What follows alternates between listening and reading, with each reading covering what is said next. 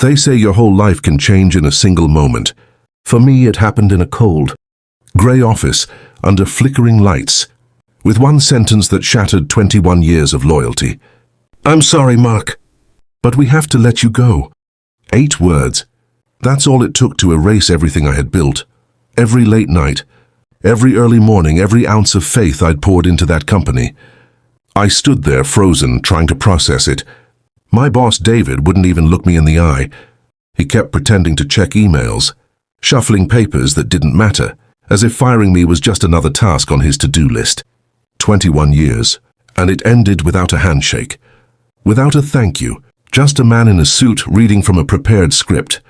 I tried to speak, to ask why, but he cut me off before I could even finish my sentence. "It's nothing personal, Mark. The board just decided it's time for new leadership." New leadership. That's what they called it. I wasn't angry at first, just numb. You give a company half your life and suddenly you're disposable. A number they can delete from payroll with one click. I remember walking out of that glass building with my box of things, a photo frame, a coffee mug, a few old files, and everything I had left of my so-called career. The security guard at the front desk looked at me like I was invisible. I'd said good morning to him every day for years. That day he didn't even lift his head. When I reached the parking lot, I turned back to look at the office, the place I'd called my second home. The sun was setting behind the building, and for the first time I noticed something. That company, that logo shining on top of the glass. It wasn't just a workplace anymore. It was a monument to betrayal. I sat in my car for a long time that evening. My hands trembled on the steering wheel. My phone buzzed with messages, from co-workers pretending to be sorry, from HR asking me to return my access card. And then it hit me. The thing that stung the most wasn't the money or the job. It was how easily they replaced me. How quickly they forgot everything I'd done. I wasn't a person to them. I was a position, and now that position was gone. But life has a strange way of balancing itself, because the same people who thought they were untouchable, the same people who threw me away, they didn't know something I knew, something buried in old paperwork signed years ago, long before any of them even joined the company. They thought they'd taken everything from me, but the truth was, they were sitting inside something that still belonged to me. The building they worked in, the one with their fancy glass walls, their expensive furniture, their board meetings and celebration, it was my building. They just didn't know it yet. And as I sat there staring at those windows, watching them laugh and carry on with their day, I made myself a promise. One day I'll make them remember my name, not with anger, not with shouting, but with something they'll never forget, justice.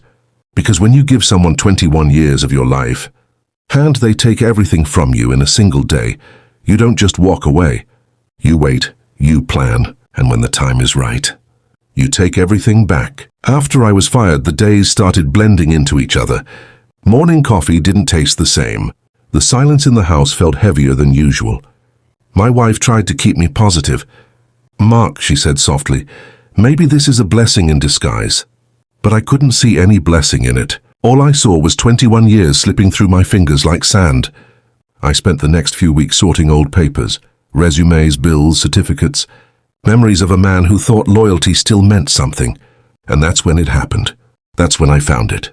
A thin brown envelope, half buried in an old drawer. The label read Lease Agreement 2001.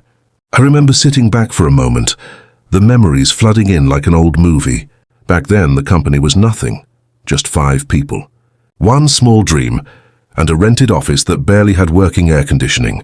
We used to joke about how one day we'd have our own building, with glass doors and our names on the wall.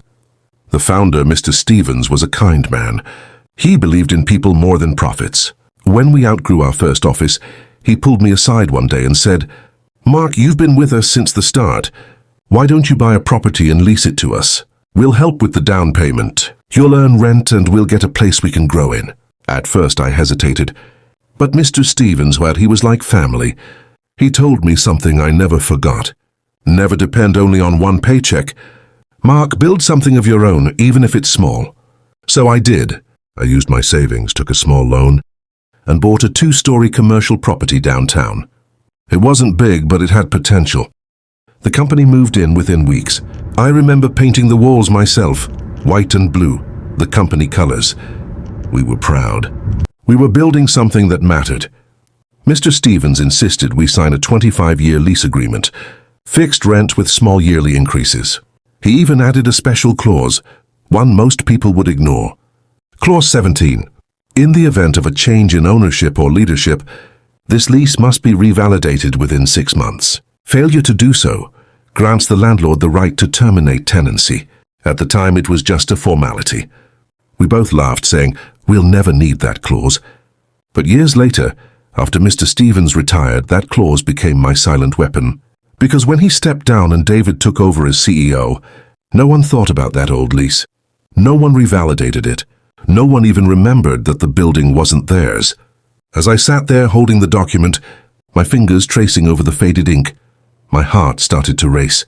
Could it really be possible? Could the same company that threw me out now be illegally occupying my property? I pulled out my laptop and searched the public records. There it was, plain as day.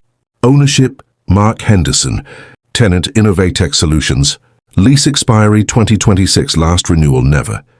They hadn't revalidated the lease after Mr. Stevens left, which meant by law they were trespassing. I leaned back in my chair and laughed. The first real laugh I'd had in weeks. Not because I found it funny, but because fate somehow had given me a second chance. All those years I'd thought of that building as theirs. Now I realized it was mine completely. Still, I didn't act immediately. I didn't rush to call a lawyer or storm into their office. No, I wanted to be careful. I wanted to do this the right way, quietly, legally, perfectly. So I made copies of every page, every signature, every stamp. I kept them in a folder labeled Justice. And every night, I'd open that folder, read Clause 17 again and again, and feel my anger settle into focus. This wasn't just about revenge anymore. This was about balance. Because while they thought I was just another employee they could discard, they didn't realize I had something far more powerful than a title or a paycheck. I had ownership. It's strange, isn't it? How people climb so high they forget the ground they're standing on. And sometimes, that ground belongs to someone they once stepped over. Every empire has a weak spot. For them, it was one forgotten clause in a dusty old document. And for me, it was the key to justice. When they slammed the door on me, I felt like a ghost wandering through my own life. People moved around me, talking about deadlines and KPIs, while my future sat in a cardboard box under my arm. The first night I didn't sleep. I stared at the ceiling and let the city sounds wash over me. Distant horns, a late-night cafe closing, life going on as if nothing had happened. Anger came in waves, hot and loud for a moment, then gone, leaving a cold clarity. And that clarity led me back to the lease. Clause 17 sat there like a quiet promise. It was legal language on paper, but to me it read like a map. A way back. Didn't want to be reckless. I didn't want to act like a man blinded by revenge. The last thing I needed was to make a mistake that would let them call me bitter and irrational. So I made a list. Small, practical steps. Step 1. Get legal advice. Step 2. Gather every document, every proof of ownership, every interaction that could show they'd ignored the clause. Step 3. Watch. Learn how they'd changed the space, how they'd invested in furniture, renovations, and expansion plans. The more I knew, the stronger my hand. I called Amanda, the property lawyer a friend had recommended years ago. She had a reputation for being precise and, when necessary, unforgiving. When I told her the story, she didn't laugh, and she didn't offer false hope. She asked to see the lease. I sent a scanned copy that evening. Her response was immediate. "You're in a good position," she said over the phone, voice low and steady. "Clause 17 is clear. If they didn't revalidate within 6 months of the leadership change, you have grounds to terminate the lease." Hearing the words felt like permission to breathe. For weeks I'd been holding my anger like a held breath. Now it released in small, steady exhalations. Amanda advised caution. "Don't make noise," she warned. "If you go public too soon, they'll stall. Let the law do the talking." So I became patient in a way I'd never been before. I watched from a distance, learning the rhythms of their days. I walked past the office under the guise of errands. I noticed new nameplates, new faces, a different energy that had none of the warmth Mr. Stevens once brought. Comfort breeds mistakes, that's what I kept telling myself. One evening, as I sat in my car across the street, a woman I used to work with, Lena, slipped me a message. She had always been kind, and I could tell from her short text she was nervous. "Mark," it read, "they're planning a major overhaul. Expansion is on the table. They're even drawing up plans to knock down a partition." Her words lit a new fire. If they were investing to expand, it meant they believed they had long-term tenure in that building. It meant they were blind to the legal knife I was holding. But even then I hesitated. This wasn't about spite. I wanted them to feel the weight of what they'd thrown away, not to humiliate them, but to show that actions have consequences. I pictured conversations where they'd justify their cruelty with phrases like business needs or strategy. I didn't want to stoop to their level. I wanted to be smarter. So I kept collecting evidence. I took photos of renovations through the window, contractors carrying materials, a new sign being ordered, a delivery of expensive office chairs. I saved emails from their HR that showed dates of hire, promotions, and internal announcements.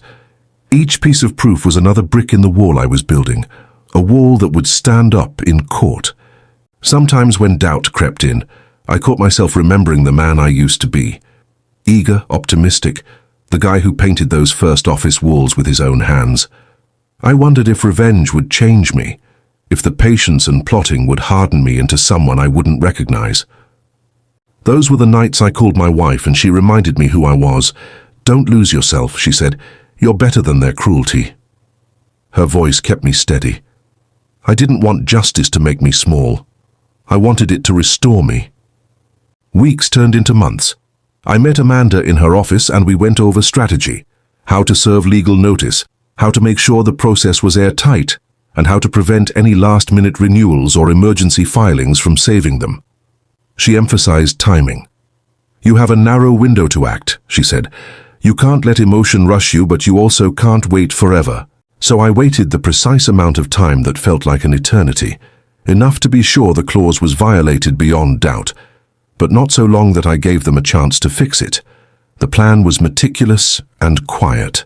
No threats, no drama, just a legal strike delivered with cold, deliberate efficiency. And as the day of action approached, I felt an odd calm. The anger that had burned so hot was now cool and focused. I had been thrown out, yes, but I was far from defeated. Because when someone takes everything from you, sometimes the best revenge is to take back what they thought was theirs for good. That quiet confidence is a dangerous thing, I realized.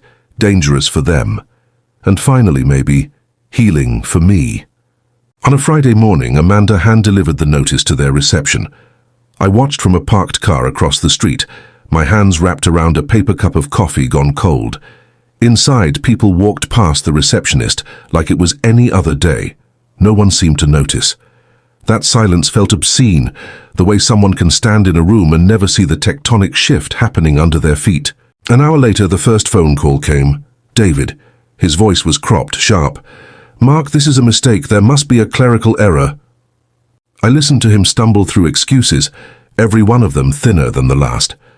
"We never got a notice. We have records. We have business continuity. Can we please sit and talk?" I told him what Amanda had told me. The law doesn't care about excuses. It cares about dates and signatures. "I'm not doing this to hurt the staff," I said. "I'm doing this because the lease was ignored. That clause exists for a reason." They scrambled. Negotiations started. Calls, emails, frantic promises to make it right. They offered to pay an increased rent, to re-sign under new terms, to sweet-talk their way into staying. Amanda blocked each attempt with measured replies, referencing the clause and the legal consequences of any continued occupation without revalidation. We weren't emotional. We were immovable. Through this storm, Lena reached out again. Her message was short. "They're panicking. They don't know what to do." Her words were small, but they felt like embers. The panic was the sound of consequences finally landing. I felt no joy in her fear. Joy would have cheapened the whole thing. Instead, I felt something colder, the rightful return of balance. A week later, the court ruled in my favor. The lease was expired. The company had 30 days to vacate. David and his team were stunned. They scrambled, but the law was clear, the documents irrefutable. The final day came. Movers carried furniture out. The space once a monument to betrayal became mine again.